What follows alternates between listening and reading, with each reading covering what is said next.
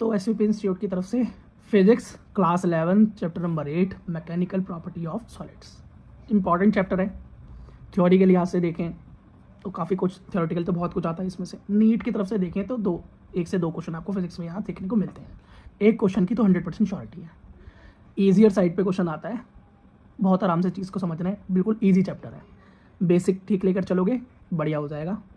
ठीक है, शुरू करते हैं। और ये क्लास एसवीपी इंस्टीट्यूट की तरफ से फ्री ऑफ कॉस्ट है, ऑनलाइन। सॉलिड जो होते हैं, सबसे पहले मैं आपको रिमाइंड करा देता हूँ, बस रिमाइंड होना ज़रूरी है। What is solid? तो व्हाट आर सॉलिड्स? तो फिक्स शेप होती है, रिजिड बॉडी है ना, शेप भी से फिक्स है, शेप और साइज भी। बिकॉज जो मॉलिक्यूल का पोजीशन है, जो एटम्स हैं वो कैसे हैं, उनके बीच में गैप ही नहीं है, तो इधर उधर भागते ही नहीं है। मतलब दोनों के क्या है, इन एटम्स के बीच में फोर्स ऑफ अट्रैक्शन बहुत ज़्यादा होती है। कंपेयर करें हम लिक्विड से, गैस से, तो बहुत ज़्यादा है, मैक्सिमम है। तो इसलिए ये अपनी बॉडी को, जो शेप है, साइज को मेंटेन रखते हैं, रिजिड है बॉडी। लेकिन क्या चेंज नहीं किया जा सकता सॉलिड्स में? किया जा सकता है। अगर हम बाहर से कोई फोर्स अप्लाई करें इस पर बहुत ज़्यादा, तो किया जा सकता है। मान लो कोई सॉलिड पत्थर है, हथौड़ा मार के आप उसे तोड़ सकते हो। कोई बहुत सॉलिड शीट है या थोड़ा सा ब्लॉक है लोहे का, आप उस पर हथौड़े मारते रहो, मारते मारते आप उसे शीट बना दोगे। बहुत ज़्यादा फोर्स से खींचोगे तो उसका तार भी बना सकते हो। ठीक है। प्लास्टिक है हार्ड, जैसे पेन है, अब मैं चाहूँ तो इसे बहुत फोर्स करके बेंड कर सकता हूँ। देखो हो रहा है ना, देखो हो भी गया, कुछ थोड़ा सीधा भी करना पड़ेगा, नहीं तो बच्चे बोलेंगे क्या करके दे दिए। देखो, ठीक है। तो बस सॉलिड को चेंज किया जा सकता है अगर उसके ऊपर एक्सटर्नल फोर्स लगाया जाए, लिमिट में। लिमिट से ज़्यादा लगा दोगे, मान लो उसकी जो इंटरनल फोर्स है, अभी समझाऊंगा क्या होती है, उससे ज़्यादा लगा दोगे तो टूट भी सकता है। अभी समझाता हूँ क्या है। तो ही चीज़ आती है इलास्टिसिटी एंड प्लास्टिसिटी। बहुत आराम से समझना है, बहुत ईजी है, बच्चों की तरह चैप्टर हो जाएगा ये, और ध्यान से समझोगे तो ईजी है एकदम।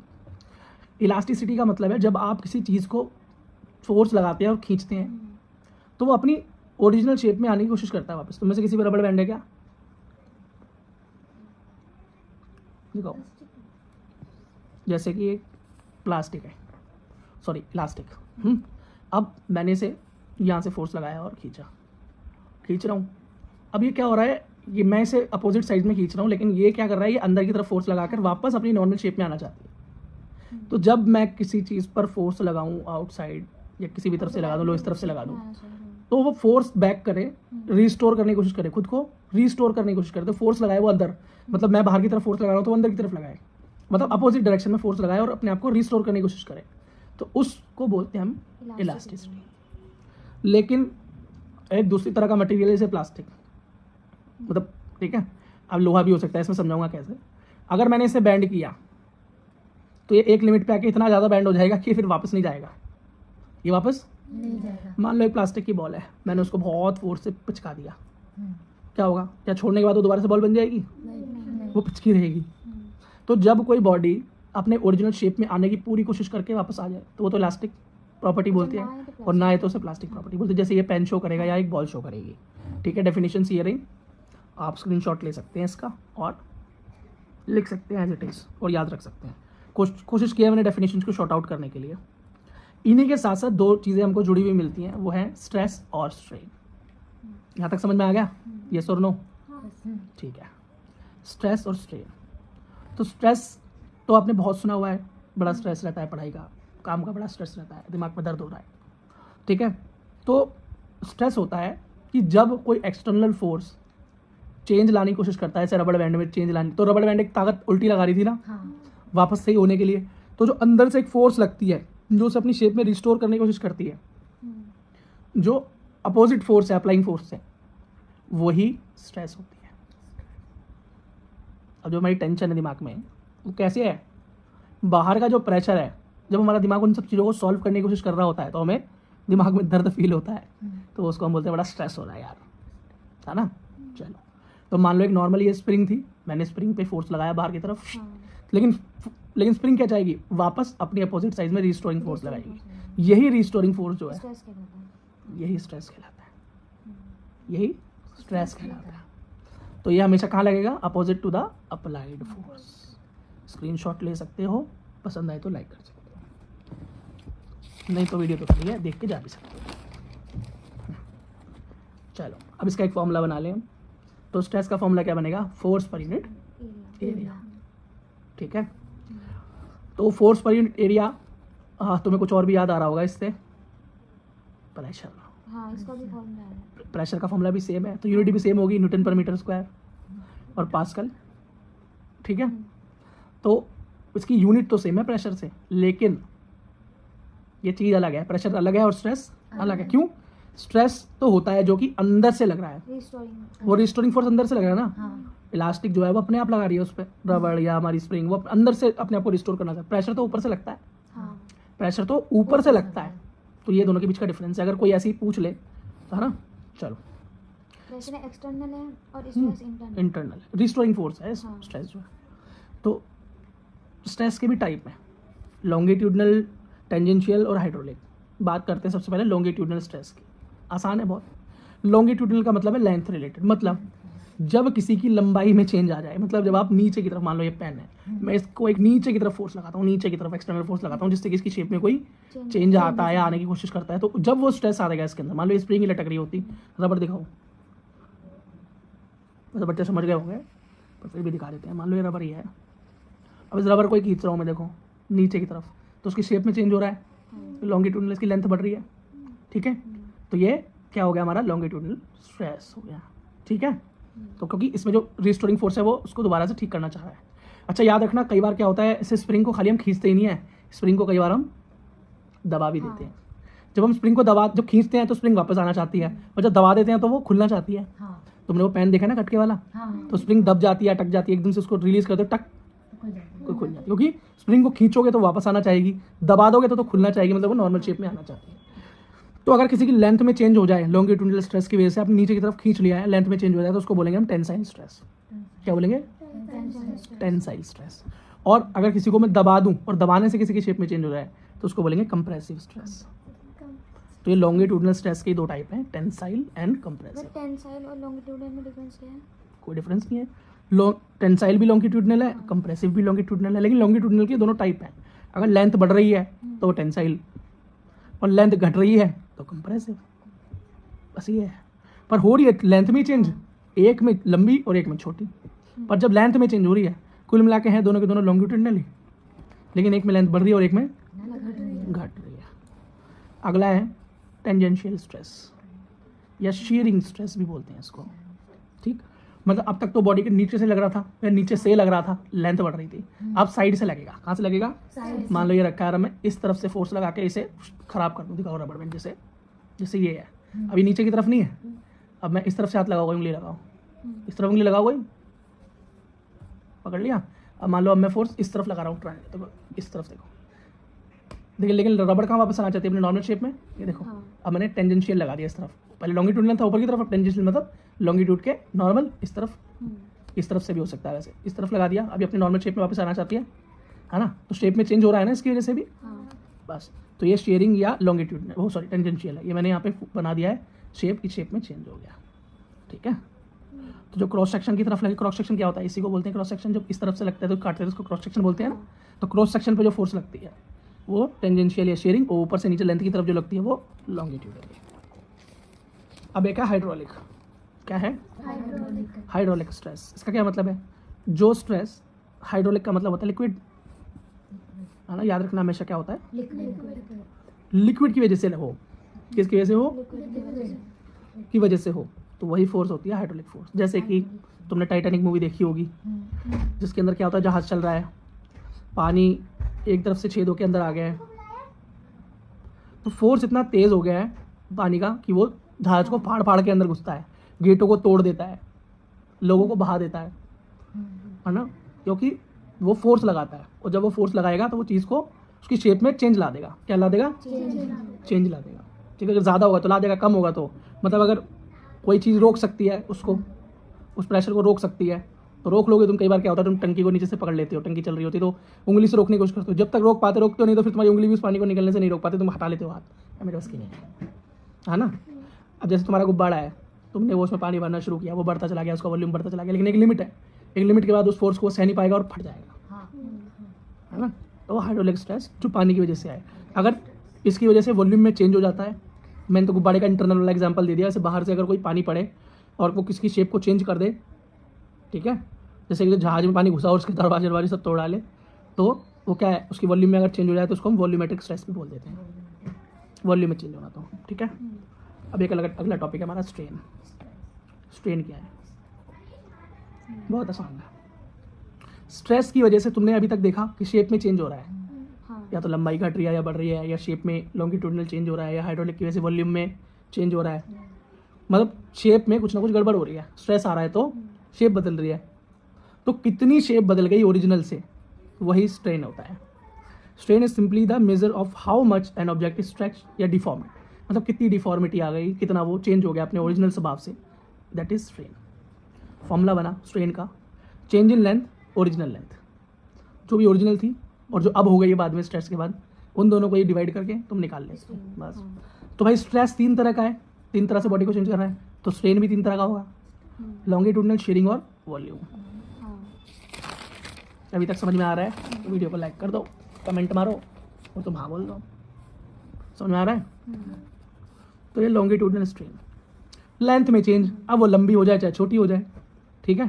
तो change in length with respect to original length. तो चेंज क्या? डेल्टा एल, चेंज का मतलब डेल्टा अपॉन में ओरिजिनल लेंथ।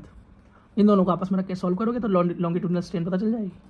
शेयरिंग स्ट्रेन, ठीक है, जैसे हम टेंजेंशियल भी बोल देते हैं। तो अब टेंजेंशियल का क्या मतलब है? लॉन्गिट्यूडनल ऊपर से नीचे या नीचे से ऊपर, टेंजेंशियल तो ऐसे चलता है साइड बाय साइड। तो यहाँ से लेके यहाँ तक कुछ चीज़ खिसक गई हो, यहाँ से यहाँ तक खिसक गई हो, तो डिस्प्लेसमेंट कितना हो गया इससे नापा जा सकता है उसे, तो है ना। जैसे मान लो मेरा रबड़ बैंड है, हाथ लगाओ इसमें, लगाओ। अब ये नॉर्मल, मैंने यहाँ टेंजेंशियल फोर्स लगाया, हिल गया ना, इसकी नॉर्मल पोजीशन यहाँ थी, यहाँ से यहाँ आ गया, तो इतना डिस्प्लेसमेंट हो गया ना, हटो। तो वही क्या है? डेल्टा एक्स डिस्प्लेसमेंट अपॉन में एक्चुअल लेंथ। खेल खत्म, शेयरिंग स्ट्रेन हो गया। अगला है वॉल्यूमेट्रिक स्ट्रेन या हाइड्रोलिक, ठीक है। हाँ, तो वॉल्यूम में कितना चेंज आया, तो एक्चुअल वॉल्यूम जो भी था और चेंज इन वॉल्यूम, खत्म। यही हमारा वॉल्यूमेट्रिक स्ट्रेन। इजी है, बिल्कुल समझ में आया, बहुत बढ़िया।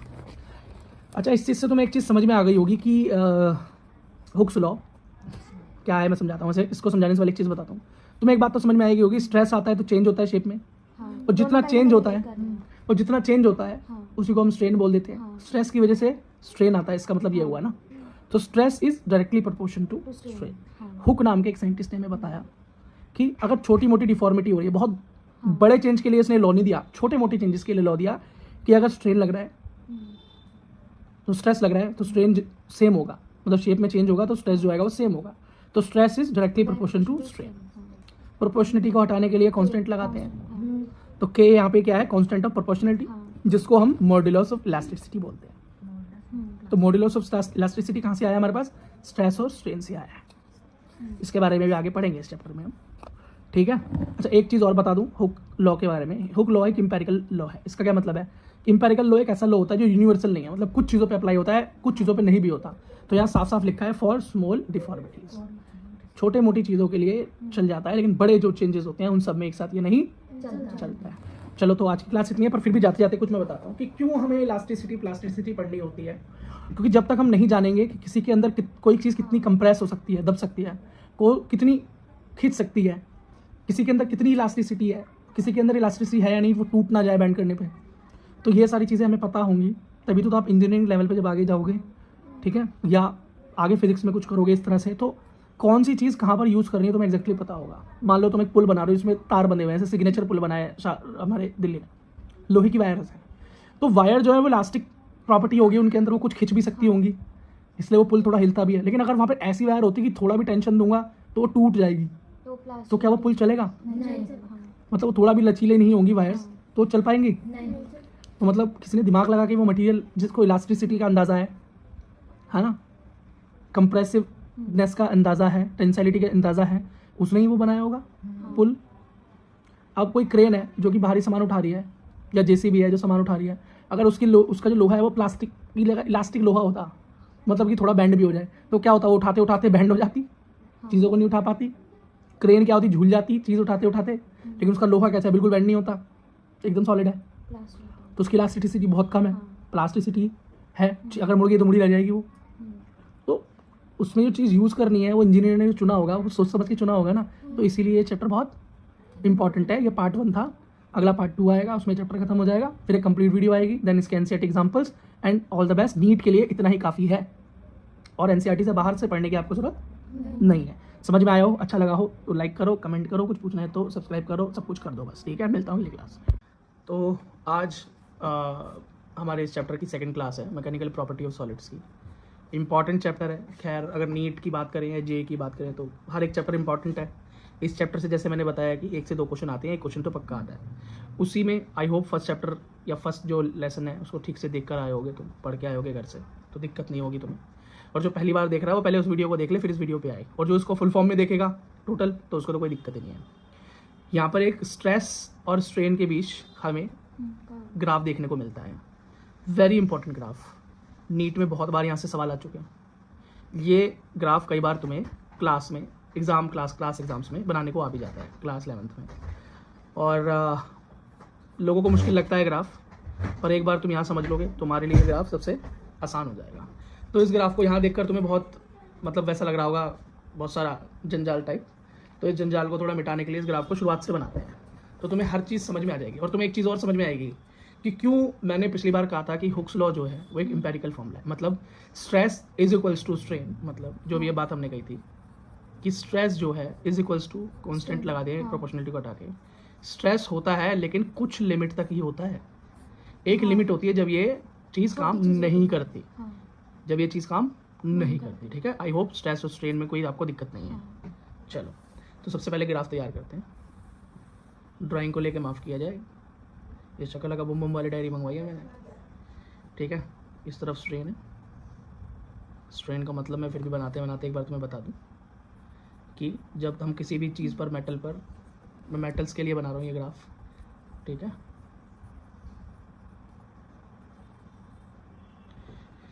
हाँ, कि जब हम किसी भी मेटल पे जोर लगाते हैं, कोई फोर्स लगाते हैं एक्सटर्नल, तो वो कोशिश करता है अपनी उसी फॉर्म में वापस आने की। जैसे रबड़ बैंड को तुम खींचते हो, स्प्रिंग को तुम खींचते हो या उसको दबाते हो, तो वो कोशिश करता है अपनी रियल शेप में वापस आने के लिए। एक लिमिट तक कोशिश करता है, लेकिन एक लिमिट के बाद जब फोर्स इतनी ज़्यादा हो जाती है तो वो अपने आप को रिस्टोर नहीं कर सकता, फिर उसकी शेप परमानेंट चेंज हो जाती है, या तो टूट जाएगा या परमानेंट चेंज हो जाएगा, ठीक है।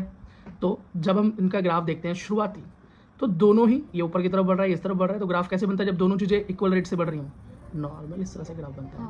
यहाँ तक ए पॉइंट है, कोई दिक्कत नहीं है। स्ट्रेस बढ़ रहा है, स्ट्रेन भी बढ़ रहा है, ठीक है। फोर्स लगा रहे हो, स्ट्रेस बढ़ रहा है, और चेंज इन शेप भी हो रहा है, स्ट्रेन भी बढ़ रहा है। यहाँ तक ग्राफ में कोई दिक्कत नहीं है। अब क्या हो रहा है, एक लिमिट आ चुकी है। अब तुमने रबर बैंड को इतना खींच दिया है कि अब अगर तुमने और इसके ऊपर फोर्स लगाया तो जो स्ट्रेस है, जो रिस्टोरिंग फोर्स है, क्या है? रिस्टोरिंग फोर्स है। अब वो उसकी लिमिट हो चुकी है, अब लिमिट हो गई है। मतलब आप मान लो एक रबर बैंड है, आपने उसको खींचते खींचते इतना बड़ा कर दिया, अब उसकी लिमिट है, बस वो नहीं। अगर आप उसे और ज़्यादा करोगे वो ढीला हो जाएगा। इलास्टिक ढीली हो जाती है, तुम्हें पता है ना, रबर ढीली हो जाती है। तो ये लिमिट है कि अब स्ट्रेस जो है, रिस्टोरिंग फोर्स जो है वो कम होने लगा है, लेकिन डिफॉर्मिटी बढ़ रही है। तो इस एक से लेके बी एक पॉइंट आता है यहाँ तक, जो ये पॉइंट है ये, कि जहाँ पर आकर जो हमारा मेटल है वो दम तोड़ रहा है, जो हमारा मटेरियल है वो दम तोड़ रहा है कि बस भाई अब मैं और ज़्यादा रिस्टोर नहीं कर सकता। अब भाई स्ट्रेस तो बढ़ नहीं रहा, लेकिन स्ट्रेन बढ़ता है, तो उसको बोलते हैं भाई इलास्टिसिटी की लिमिट। क्या बोलते हैं? Limit of elasticity. क्लियर हो गई बात? उसके बाद जब आप स्ट्रेस मतलब फोर्स बढ़ाते चले जाओगे तो क्या होगा? अब वो इस लिमिट एक डी पॉइंट आएगा, आगे जाके आएगा डी पॉइंट आएगा। इस बी से लेके डी पॉइंट में तुमने क्या देखा कि स्ट्रेस नहीं बढ़ रहा, क्योंकि अब रिस्टोरिंग फोर्स नहीं बचा, बस स्ट्रेन बढ़ता ही जा रहा है, मतलब चेंज इन शेप होता ही चला जा रहा है। तो यहाँ पर क्या हो रहा है? डिफॉर्मेशन, मतलब जो उसकी शेप है मेटल की, वो बुरी तरह से बिगड़ना शुरू हो जाएगी, क्योंकि अब वो रिस्टोर नहीं हो सकता, ठीक है। लेकिन अभी भी एक लिमिट है, थोड़ी बहुत जान बची है, तो उसको क्या बोलेंगे? Plastic deformation. क्योंकि अभी इलास्टिसिटी तो यहीं तक जाकर खत्म हो गई, बी पॉइंट तक ही।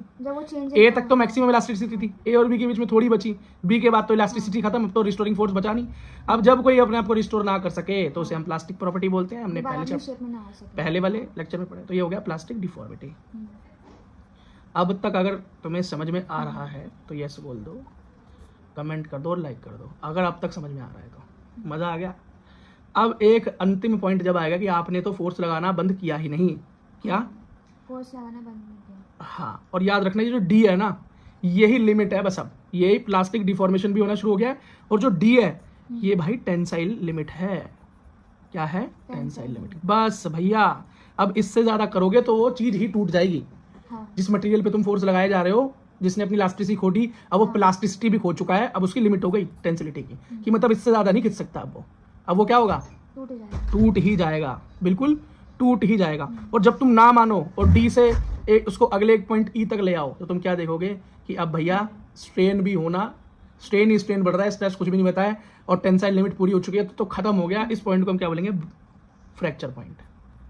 कि भैया अब तो ये टूट ही जाएगा। बस अब इस लिमिट पे आ गया है कि यहाँ वो पे मटेरियल डी से डी तक मतलब कुछ ना कुछ रिस्टोरिंग फोर्स था। नहीं है, कुछ भी नहीं है। यहाँ पे आके तो सिर्फ प्लास्टिक डिफॉर्मेशन हो गई। अब तो मतलब प्लास्टिक कैरेक्टर में चला गया, वो अपने आप को रिस्टोर तो कर ही नहीं सकता। प्लास्टिक का मतलब क्या है? जो रिस्टोर ही ना कर सके, तो रिस्टोरिंग पावर बची कहाँ, है ना? लेकिन यहाँ पर क्या है? डिफॉर्मेशन हो रही है, बुरी तरह से मुड़ रहा है। हाँ। ठीक है, और ये लिमिट है बस की टेंसिलिटी की। लेकिन और अगर तुमने इससे भी ज्यादा आगे ले गए, हाँ। तो अब तो क्या है? ब्रेकिंग पॉइंट आ गया, अब फ्रैक्चर पॉइंट आ गया, अब तो वो टूट ही जाएगा। बस बात खत्म। मतलब यहाँ तक अगर तुम ले आए तो इसका मतलब टूट गया वो, इसका मतलब टूट गया। लिमिट तो हो गई थी ना, टेंसिलिटी की लिमिट यहाँ क्रॉस हो गई थी। तो डी से अगर तुमसे ई पे ले आए, मतलब अब भी खींचते रहे, तो वो टूट जाएगा, वो फ्रैक्चर पॉइंट हो गया। बस समझ में आ गई? पूरा ग्राफ समझ में आ गया? हाँ। मजा आया समझ के? बिल्कुल ईजी है, कोई दिक्कत? नहीं। कोई दिक्कत नहीं है। चलो, इसका एक शॉर्ट बना के डाल दूंगा अगर चाहोगे तो। खैर, हमारे लेक्चर्स पे इतने व्यूज़ नहीं आते, हमारे बाकी सब तरह की वीडियोस पे, काउंसलिंग पे, सजेशंस पे कोई दिक्कत नहीं है। लेकिन जो मेन चीज़ है प्रिपरेशन, उस पर बहुत व्यूज़ कम आते हैं। I don't know why, but preparation is more important than of doing something which is not important for you now. So modulus of elasticity, जो हम पहले भी पढ़ चुके हैं, एक बार मैं तुम्हें रिमाइंड करा देता हूँ। जब हमने हुक्स लॉ पढ़ा था, दिस इज हुक्स लॉ, एक साइंटिस्ट आए थे हुक्स, उन्होंने बोला था एक लिमिट तक, जैसे मैंने अभी हमने देखा ना, लिमिट भी क्रॉस हो जाती है जी, इलास्टिसिटी की एक लिमिट है। अब एक बात बताओ, हुक लॉ सिर्फ यहीं तक तो काम कर रहा था कि स्ट्रेस भी बढ़ रहा था और स्ट्रेन दोनों और बराबर बराबर, लेकिन एक के बाद ये क्या हुआ? ये पूरे के पूरे लॉ की ऐसी की हो गई तैसी।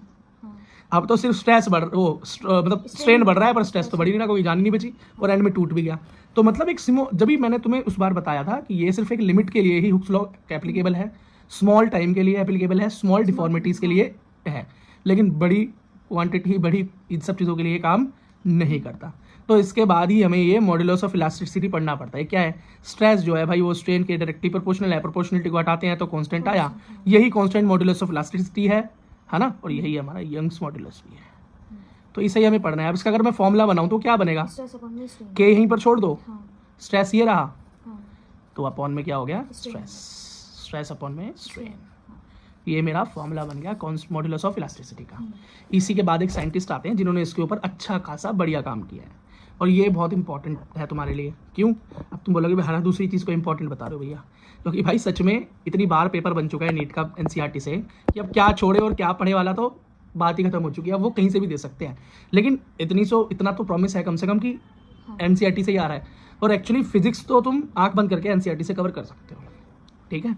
देखो, एक दो क्वेश्चंस की तो कोई गारंटी नहीं ले सकता, लेकिन फिर भी अगर कोई 42-43 क्वेश्चंस की गारंटी ले सकती है बुक, तो वो सिर्फ एनसीईआरटी है।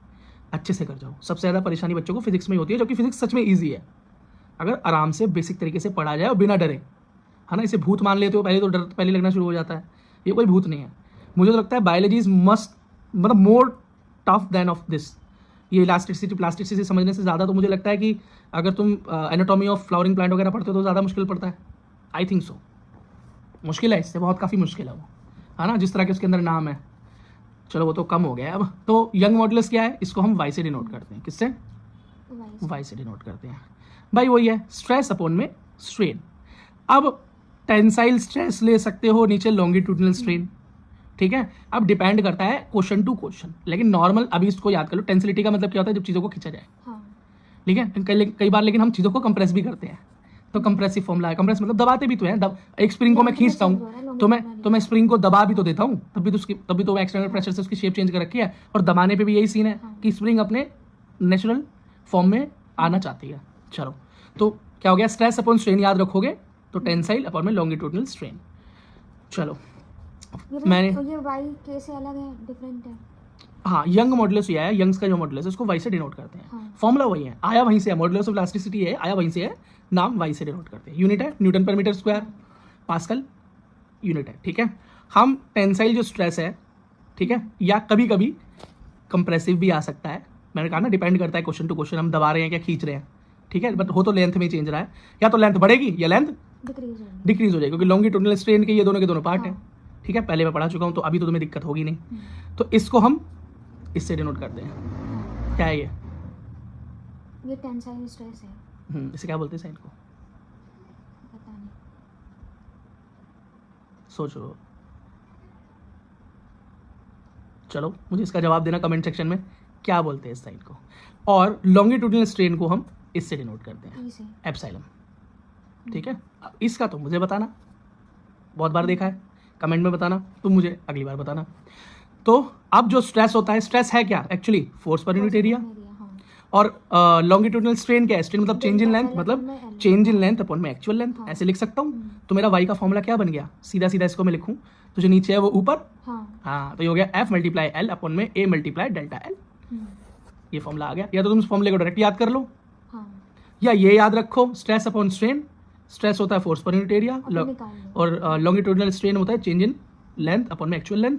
और तुम आराम से इसे निकाल सकते हो, या तुम इसे ऐसे याद भी रख सकते हो। तो मेरे हिसाब से तो कोई दिक्कत वाली बात है नहीं। और इस फॉर्मूले से तुम्हें एक बात तो समझ में आ गई होगी कि यंग मॉडुलस की वैल्यू अगर ज़्यादा है, मान लो ये वाई बहुत ज़्यादा निकल कर आया है, तो फोर्स भी बहुत ज़्यादा है इसका मतलब।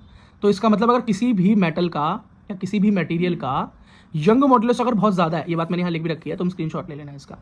यंग मॉडुलस अगर ज़्यादा है तो याद रखना कि उसके अंदर, अभी देखो, डायरेक्टली प्रोपोर्शनल टू फोर्स है और inversely proportional to change in length है। इसका मतलब छोटा सा चेंज भी लाना है, डेल्टा एल स्मॉल चेंज, अगर छोटा सा चेंज भी लाना है ना किसी मटेरियल में जिसका यंग मॉडुलस बहुत ज़्यादा है, तो बहुत ज़्यादा ही फोर्स लगानी पड़ेगी। बात समझ में आ गई? बहुत ज़्यादा फोर्स लगाओगे, और यंग मॉडुलस भी ज़्यादा, अगर किसी का यंग मॉडुलस बहुत ज़्यादा है तो बहुत ज़्यादा ही फोर्स लगानी पड़ेगी उसमें छोटा सा चेंज लाने के लिए भी। ठीक है, ये बस समझाने की कोशिश कर रहा था मैं तुम्हें, हो सकता बाद में क्वेश्चंस में काम आएगा। अब मान लो कि मेरे को यंग मॉडुलस निकालना है किसी वायर मटेरियल, वायर का। ठीक है, कोई वायर है, जैसे लोहे का वायर है या स्टील का वायर है, जो समझ लो पुल वगैरह में लगते हैं, देखे ना तुमने सिग्नेचर ब्रिज जो दिल्ली में पुल वगैरह में जो लगते हैं, तो वहाँ से, तो वही स्ट्रेस अपॉन स्ट्रेन होता है, force per unit area, change in length by actual length, ये होता है स्ट्रेन। ठीक है, तो अब यहाँ पे जो फोर्स है, अगर किसी वायर पे जो फोर्स लग रही है, नीचे की तरफ मैं खींच रहा हूँ इसको, या फोर्स जो लग रही है कौन सी लगेगी? mg लगती है। ठीक है, तो फोर्स क्या होगी? mg। और एरिया क्या होता है? तो एरिया बाई क्रॉस सेक्शन क्या है? सर्कल है, तो pi r square area of circle ही होगा। तो mg upon pi r square, और लेंथ मतलब एक्चुअल लेंथ अपॉन में चेंज इन लेंथ, तो delta L by L. Formula बनाओगे तो क्या होगा? नीचे वाले ऊपर। ठीक है, तो ये बन गया mg मल्टीप्लाई एल और pi r square multiply delta L. Formula बन के आ गया। अगर वायर वाला क्वेश्चन आएगा तो सॉल्व हो जाएगा। समझ में आ गया? तो ये अब डायरेक्ट तुम्हें ये फॉर्मूला याद करने की जरूरत तो है नहीं, मुझे तो लगता नहीं है तुम याद करो mg एल अपॉन में पाई आर स्क्वायर। पर लेकिन हमें फोर्स मतलब अगर गिवन है तो डायरेक्ट पुट करके आंसर, तो कुछ ना कुछ तो गिवन हो गई भाई, है ना? जी की वैल्यू नहीं होगी तो मास तो गिवन हो गई कम से कम, नहीं तो फाइंड आउट कैसे करोगे? और अगर नहीं दी होंगी दोनों चीजें और इन सब से निकालने की कोशिश करोगे तो मैथ्स का क्वेश्चन बन जाएगा, बहुत बड़ा हो जाएगा। पर नीट के अंदर तुम्हें वैल्यूज गिवन होंगी, हर केस में mg फोर्स लगेगा। हाँ, वायर वाले केस में तो ऐसे लगेगा ना, नीचे की तरफ लगेगा, और कौन सा फोर्स लग सकता है बताओ, है ना? या तो सीधा तुम्हें फोर्स की वैल्यू दे रखी होगी, कोई कंप्रेसिव हो गया कि भाई वायर को दबा रहे हैं, पर ऐसा केस कभी होता नहीं है, वायर को हमेशा लटकाते ही है। वायर को दबाने वाला केस तो मुझे लगता है भाई जेई में, एडवांस के एग्जाम में कोई दे सकता है, पर नीट के एग्जाम में तो आंख बंद करके बता रहा हूँ, मतलब कभी भी नहीं हो सकता ऐसा, कभी भी नहीं हो सकता। ठीक है, तो आज की क्लास में मैंने टॉपिक कम बताए हैं, लेकिन जो मैंने ग्राफ समझाया है और जो ये मॉडुलस ऑफ इलास्टिसिटी में मतलब यंग मॉडुलस समझाया है ना, और उसका जो फॉर्मूला बताया है, और डिफरेंट सिनेरियोज में किस तरह से एक फॉर्मूला तैयार किया जाता है वो बताया है। अगर इतनी चीज़ तुम्हारे समझ में आ गई ना, और इस चैप्टर से एक न्यूमेरिकल आ गया, तुम्हारा न्यूमेरिकल छूट नहीं सकता इलास्टिसिटी का, 100% नहीं छूटेगा। न्यूमेरिकल भी करेंगे हम, बने रहो। पहली बार आए हो तो सब्सक्राइब कर लो, जो करना है कर डालो, लाइक वाइक कर दो। तो अगली बार जब हम आएंगे, मतलब नेक्स्ट क्लास जो होगी वो हमारी थ्योरी की लास्ट क्लास होगी, और उसके बाद हमारा न्यूमेरिकल का एक स्पेशल सेशन होगा, तो उसमें हम न्यूमेरिकल सॉल्व करेंगे, और वो एनसीईआरटी के एग्जाम्पल्स प्लस कुछ बैक जो क्वेश्चन दिए हुए हैं एनसीईआरटी के वो सॉल्व करेंगे, जो कि मुझे लगता है ज़्यादा इंपॉर्टेंट है। तो तुम्हारे इतने क्रिस्टल क्लियर कॉन्सेप्ट होने के बाद, तुम्हारे क्वेश्चंस होने के बाद, इस चैप्टर में मुझे नहीं लगता कि तुम्हारे क्वेश्चंस नहीं लगेंगे या तुम्हारा कॉन्सेप्ट नहीं बनेगा। तो फिजिक्स में तुम्हारे 4 नंबर पक्के हैं नीट में, और 2 क्वेश्चन पक्के हैं तुम्हारे एग्जाम में इस चैप्टर से। चलो ठीक है बच्चों, इस क्लास को यहीं एंड करते हैं। तो आज हमारे मैकेनिकल प्रॉपर्टी ऑफ सॉलिड्स की क्लास नंबर 3 है, और ये हमारी आज इस चैप्टर की थ्योरी की लास्ट क्लास होगी। 11th क्लास फिजिक्स और लास्ट क्लास होगी। अभी तक के इस वीडियो पर अगर आप आए हो तो आई होप आपने पिछले 2 लेक्चर्स देख लिए होंगे, नहीं तो मैं दोनों के लिंक इस वीडियो के डिस्क्रिप्शन में डाल दूंगा। और अगर आप फुल वर्जन देख रहे हो इस वीडियो का फिर तो कोई दिक्कत नहीं है, देख ही चुके होंगे। तो अब हमें यहाँ क्या समझना है, हम Young modulus of elasticity, rigidity, compressibility, tensility, ये सब कुछ पढ़ के आ चुके हैं। अब हमें न्यूमेरिकल्स की तरफ बढ़ना है और बचे हुए टॉपिक्स को कवर करना है। चैप्टर अभी तक बहुत ईजी है क्योंकि हम बहुत आराम से लेकर इसे चल रहे हैं। फिज़िक्स को जितना प्यार से, आराम से, धीरे करोगे, जितने कॉन्सेप्ट्स को क्लियर करने में दिमाग लगाओगे, जितनी चीज़ें तुम्हारे सामने क्लियर होती चली जाएंगी, उतना बेहतर तुम्हारे लिए आगे है।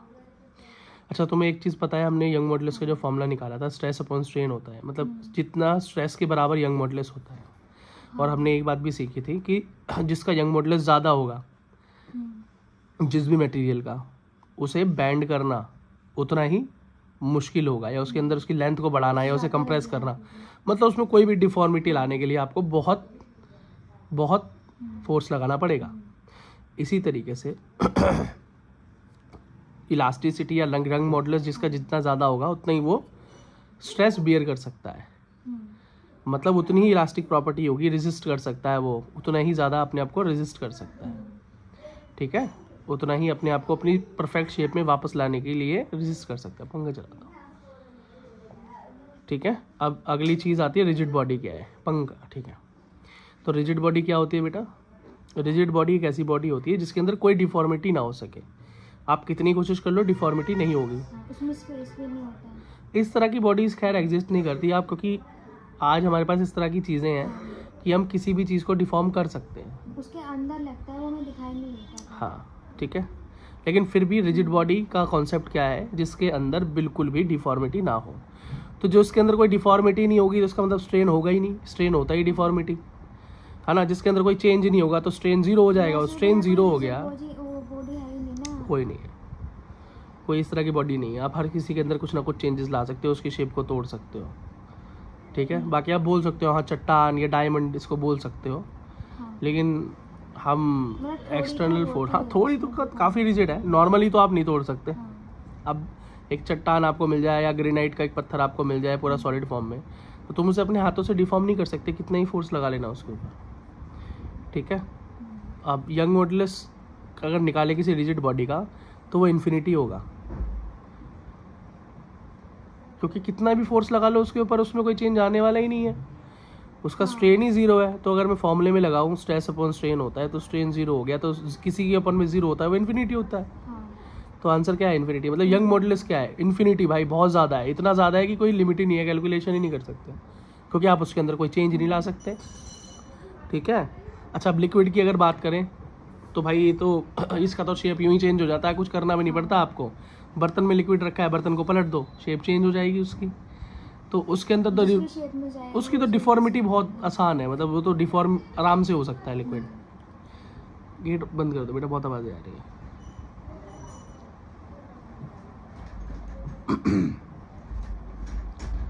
जोर लगाओ, बैठ जाओ, चलो। तो लिक्विड का तो भाई तुम्हें पता ही है कि स्ट्रेन बहुत ही ज़्यादा है, तो यंग मॉडुलस क्या है? ज़ीरो ही है। क्यों है ज़ीरो भाई? जब यंग मॉडुलस तो तभी होगा ना जब जो मटेरियल है वो कुछ रेजिस्ट करे, कुछ कोशिश करे रोकने की, अपनी शेप को बदलने से रोकने की कोशिश करे। यहाँ तो कोई कोशिश है ही नहीं, तो यंग मॉडुलस तो ज़ीरो ही होगा, ठीक है। तो मैंने यहाँ पे भी एक बात लिख दी है कि किसी भी मटेरियल का यंग मॉडुलस कम हो तो याद रखना उसको डिफॉर्म करना आसान है, उसकी डिफॉर्मिटी हमेशा ज़्यादा होगी। तो मेटल्स के लिए ज़्यादा होती है। चार्ट देखो, एनसीईआरटी निकाल के लाओ एक बार, इतने में आपको आगे एक वो दिखाता हूँ। अब इस चैप्टर के अंदर एक टेबल बनी हुई है, वो टेबल दिखाओ एनसीईआरटी में, ठीक है, ये। तो यहाँ पे आपको यंग मॉडुलस देखने को मिलेगा अलग अलग एलिमेंट्स का, है ना, या मटेरियल्स का। एल्यूमिनियम का, कॉपर का, आयरन का, स्टील का, ग्लास का।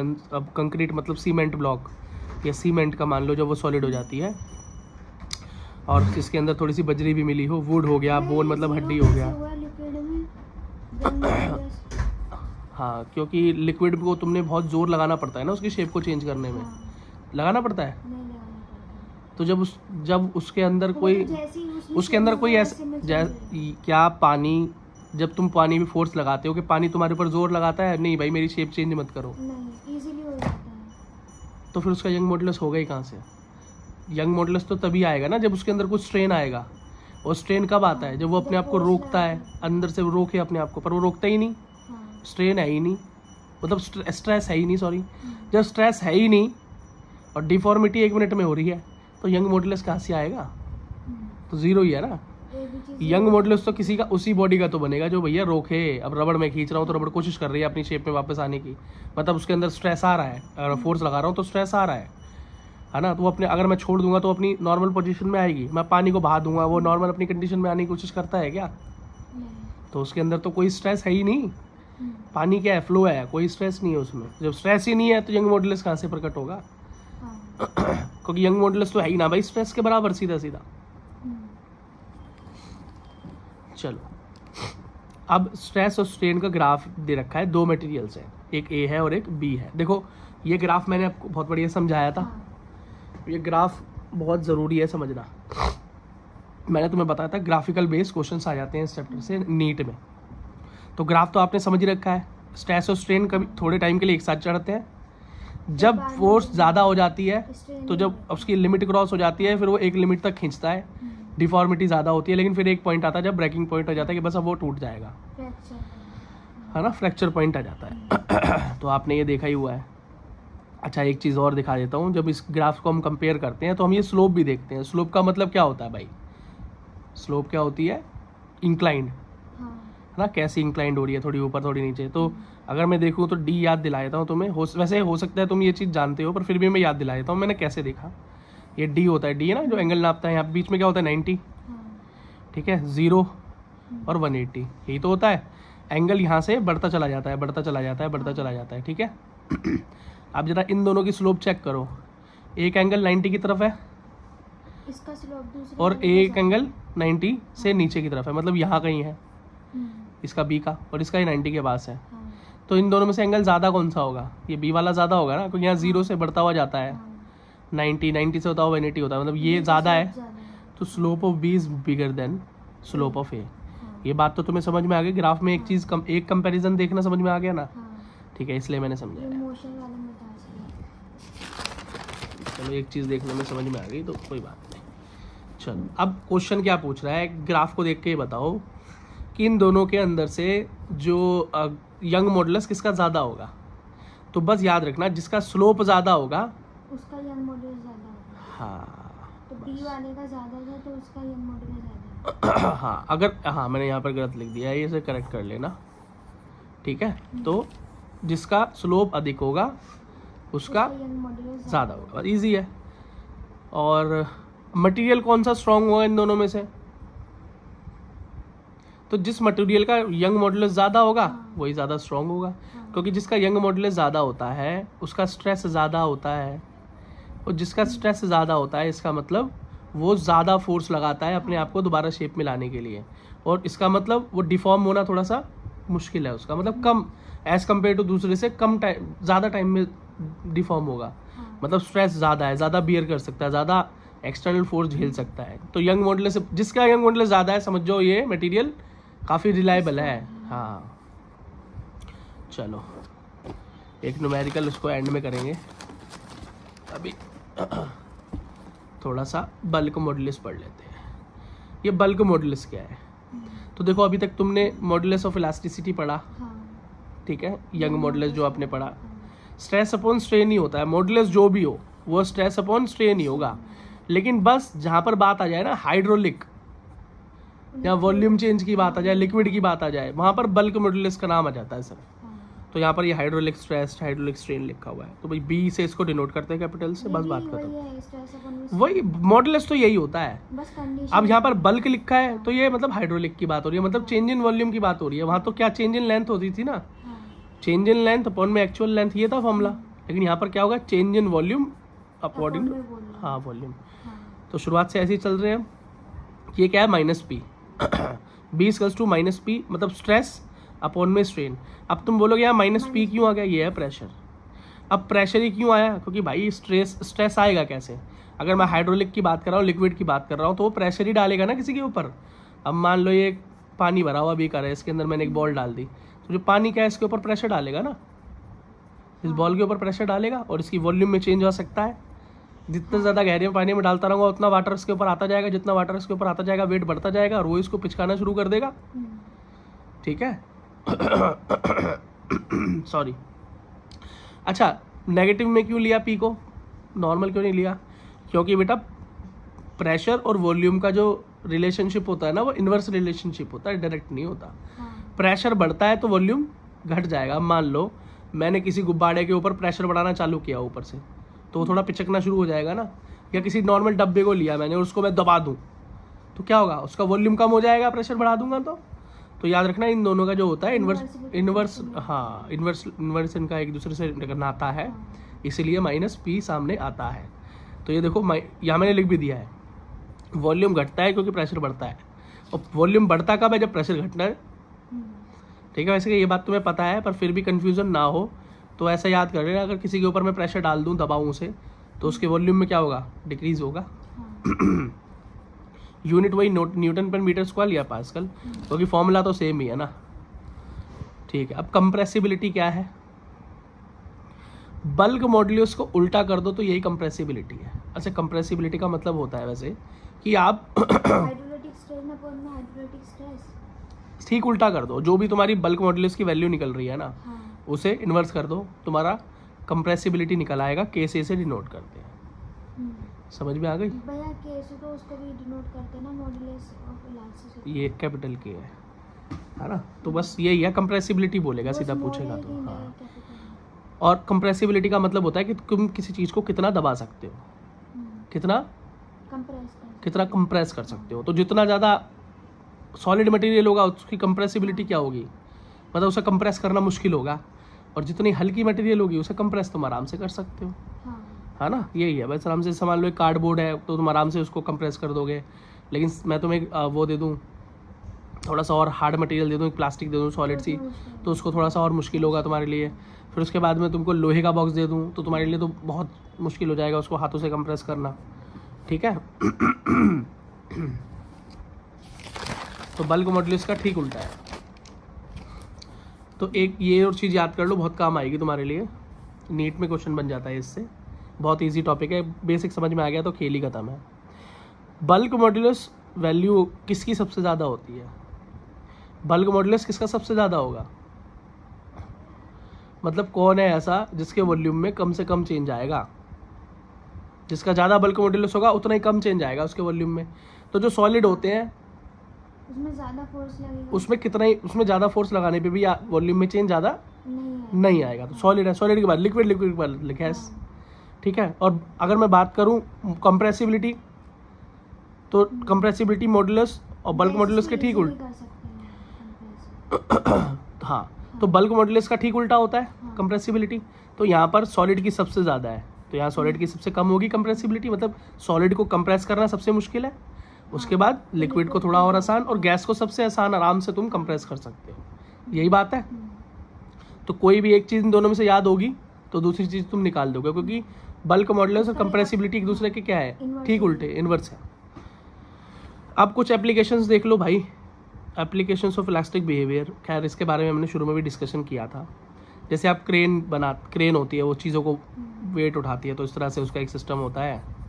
यहाँ एक पुली लगी होती है, नीचे रोप होती है, अब कुछ भी सिस्टम हो सकता है उठाने का।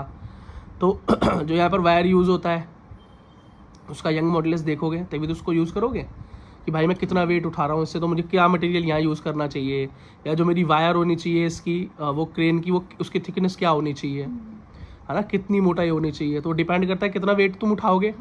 और लेकिन यहाँ पर तो इलास्टिक बिहेवियर चाहिए तुम्हें, लेकिन ये क्रेन का ये जो जुड़ा होता है, ये मेन बॉडी जो लोहे की होती है, आर्म जो होती है, यहाँ ड्राइवर बैठता है, तो ये जो होती है ये तो इलास्टिक नहीं होनी चाहिए, ये बैंड नहीं होनी चाहिए। तो इसकी जो इलास्टिक बिहेवियर कैसा होना चाहिए, कम होना चाहिए इसके अंदर, मतलब इसका यंग मॉड्यूलस और भी तेज होना चाहिए। तो आप इसकी क्यों कैसे चूज़ कर सकते हो भाई, इन सबको पढ़ के ही चूज़ कर सकते हो। अच्छा, कई बार क्वेश्चन आ जाता है कि एरिया ऑफ क्रॉस सेक्शन निकालो या थिकनेस निकालो उस वायर की जो यूज़ होगी किसी वेट को उठाने के लिए, तो आराम से निकाली जा सकती है। कैसे, एरिया ऑफ क्रॉस सेक्शन जो होता है इसका फॉर्मूला याद करके। एरिया ऑफ क्रॉस सेक्शन का मतलब क्या, क्रॉस सेक्शन इसको बोलते हैं भाई, मोटाई को ही बोलते हैं क्रॉस सेक्शन। कैसे निकाल सकते हो, तो इसका फॉर्मूला होता है W/SR। तुम बोलोगे W/SR क्या है भाई, W/SR का मतलब है वेट। एक तो ये चीज़, एरिया ऑफ क्रॉस सेक्शन किस पे डिपेंड करेगा कि कितना वजन उठाया जाएगा, और SR होती है स्ट्रेंथ, जो भी मटेरियल तुम यूज़ कर रहे हो उस वायर को बनाने में उसकी स्ट्रेंथ। और वो कितना वेट उस पर उठाना है तुम्हें, ये दो चीज़ें, डिपेंड। हाँ ये दो चीज़ें तुम्हें पता होनी चाहिए, ठीक है। और क्रॉस सेक्शन एरिया जो होना चाहिए वो इन सबसे या तो ज़्यादा होना चाहिए इन दोनों से, या इनके बराबर होना चाहिए। हाँ। इन दोनों के रेशियो के या तो बराबर या इनसे बड़ा होना चाहिए, इनसे कम नहीं होना चाहिए, नहीं तो वेट उठाते हुए वायर टूट जाएगा, हाँ। ठीक है ना। अच्छा, स्ट्रेस का फॉर्मूला क्या है? स्ट्रेस होता क्या है? Force per unit area, force per unit area होता है, ठीक है ना। चलो अब यहाँ पर एक एग्जाम्पल दिया हुआ है, एक क्या दिया हुआ है, अच्छा एक चीज़ और देखो, स्ट्रेंथ कैसे निकलती है किसी भी कोई भी मटेरियल है, उसकी स्ट्रेंथ कैसे पता चलेगी भाई कि इसकी स्ट्रेंथ ज़्यादा है, इसकी पावर ज़्यादा है। जैसे मैं बोलूँ कि अगर तुम कंपेयर करो कॉपर, आयरन और स्टील, तो बताओ इन तीनों में से कौन सा सबकी इनमें से सबसे वीक कौन सा है? तुम बोलोगे कॉपर सबसे वीक है, हाँ। टूट सकता है बहुत जल्दी, हाँ। ठीक है। और उसके बाद तुम बोलोगे स्टील सबसे स्ट्रॉन्ग है, हम्म। फिर उसके बीच में आयरन है, हाँ। ठीक है। तो किसी की भी स्ट्रेंथ अगर नापनी है ना, तो यही तरीका होता है मटेरियल की स्ट्रेंथ का। गिवन होती है बहुत सारे केसेस में, गिवन ही होगी एग्जांपल में, ठीक है ना, ठीक है। और वेट क्या होगा भाई? वेट तो अगर कुछ लटक रहा है किसी चीज़, मतलब समझ लो लटक रहा है क्रेन से, तो mg फोर्स लगेगी उस पर, तो हाँ। है ना, उसका मास और ग्रेविटी। ग्रेविटी। चलो अब एक एग्जांपल है कि स्ट्रेंथ दे रखी है स्टील की, उसका वायर बनाना है, वो दे रखी है 300 × 6 न्यूटन मीटर स्क्वायर, और उससे 104 किलोग्राम का वेट उठाना है। ये गिवन है दो चीज़ें, ठीक है। अपॉन में करेंगे वही। हाँ, तो तुम्हें क्या निकालने को बोल रहा है? थिकनेस निकालने को बोल रहा है। हाँ। तो फॉर्मूला क्या होता है? W/SR, मतलब वेट बाय स्ट्रेंथ। स्ट्रेंथ। तो वेट क्या है? वेट क्या है? 300। हाँ, तो जो भी चीज़ें गिवन है ना, जो चीज़ें गिवन है वो हमने यहाँ पुट अप कर दी, ठीक है। अच्छा ये कहाँ से आया? ये 10, तो जी की वैल्यू मैंने 10 ले ली, 9.8 होती है वैसे, मैंने 10 ले ली, कोई दिक्कत नहीं है, ठीक है। बस मल्टीप्लाई किया और आंसर सामने आ गया, तो इजी है ये तो। चलो बाकी किस चीज़ में और चीज़ें, जैसे पिलर, अब तुम कोई छत बना रहे हो या बिल्डिंग बना रहे हो तो कितने पिलर लगेंगे उसमें, कहाँ पर पिलर की पोजीशन होगी, पिलर की थिकनेस क्या होगी, इन सबसे भाई स्ट्रेंथ पता चलती है। हाँ मतलब कितना लोड, भाई इतना लोड आ रहा है ऊपर, समझ लो इतनी बड़ी छत बनेगी तो कितने पिलर्स नीचे लगने ज़रूरी हैं। तो ब्रिज कैसे बनेगा, ब्रिज में कैसे वायर यूज़ होंगे, किस तरह से उसे हैंग करेंगे, इस तरह का सिस्टम बनेगा या इस तरह का सिस्टम बनेगा। तो ये सारा, ये समझ लो कि ये सिविल इंजीनियरिंग वाला काम है, उसको बहुत अच्छे से पता होनी चाहिए ये सारी चीज़ें, हाँ। ठीक है।